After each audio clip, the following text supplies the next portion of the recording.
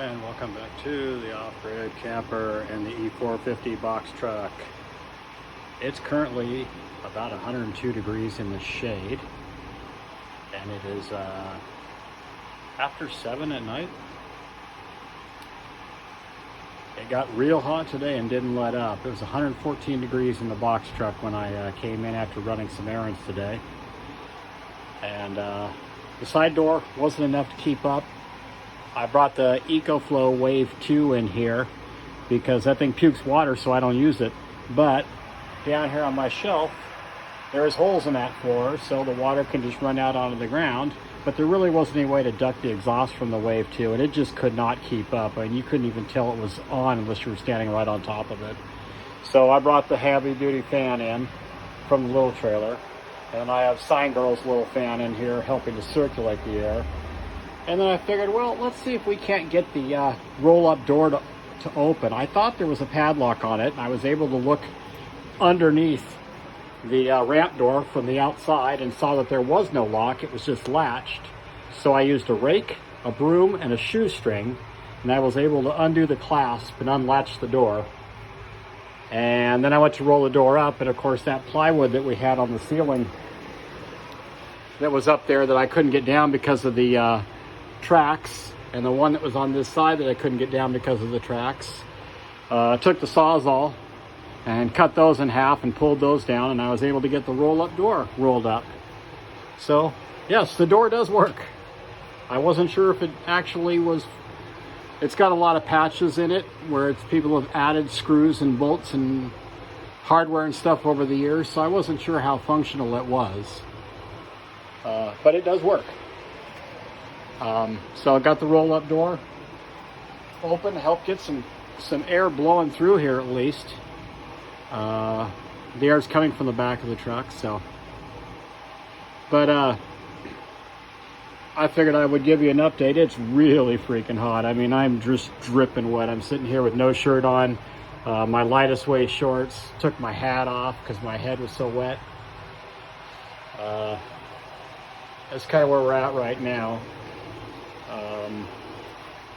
I still need to pull down, still need that Sawzall and cut that board right there in half so I can pull it out and then unscrew this one, the front one, and the one on that side, pull those off,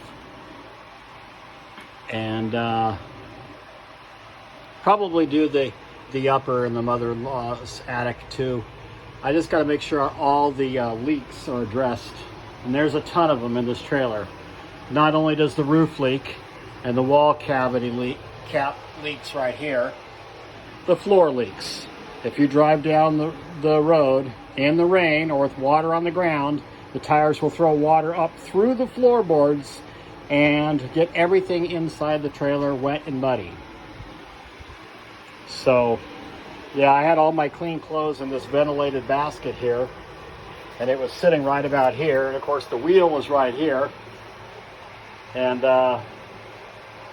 we had a rainstorm the night before, not a big one, just enough to leave a little bit of water on the ground. And I went to drive the truck, test drive, and it threw all that water up, and I had to wash my clothes all again because it covered them with muddy water. Same with over here. Everything I had over here, you can actually still see there's dots of mud on top of the rinse kit and around the edge of the garbage can there. Tires just threw it right through the floorboard. Apparently there is no membrane underneath these woods, and there's these big cracks right here between every board. And it's not tongue and groove, they're just a butt joint, and there's a pretty good gap there. And the water just throws right up. So this thing's got a ton of leaks.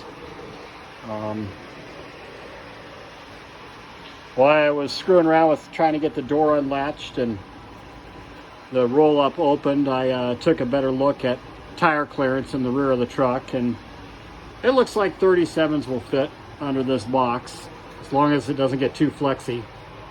It would probably run a 42 if I put wheel wells in the floor for the tire to come up into. I mean, it would clear, but I wouldn't have much wheel travel.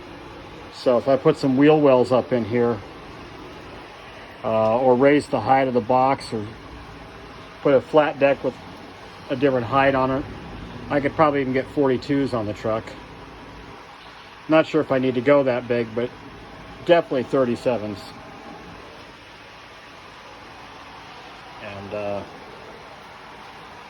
And it was too dang hot to make it down there, but I wanted to try to make it over to my storage unit today so that I can get, for one, my other fan, but also my big heavy 5-ton floor race jack, so I can lift this thing up and start pulling rear dualies off and get a measurement of flange to flange on the rear axle, so I can compare that to the front. That'll give me a better idea of what wheels I need to get for this thing, and what back spacing. And my DC power has shorted out, so the lights in the back of the box here, they are no longer working. This little switch panel here, I'm not sure if the short is in this panel or if it's in all the wires that come up here, back here, to the circuit breaker in the AC panel here, but it's no longer coming on. I flip that switch on, it should say master on, and it doesn't come on. So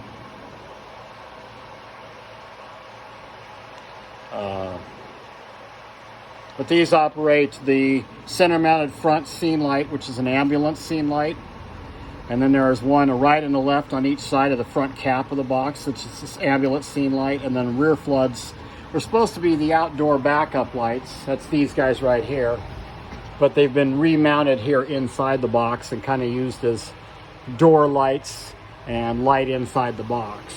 So whatever, I need to figure out what's going on with that. And I'd like to have the ambulance scene lights mounted on a switch panel in the front of the truck anyway, so I can flip them on while I'm driving, pulling into camp at night. That would be very useful. So yeah, that's where we're at today. I know it's a pretty boring update, but I figured you guys have seen that piece of plywood hanging from the ceiling so long and not being able to get the ramp door open. I figured I'd show you my accomplishment in 102 degree heat today. As always, like, subscribe, and share.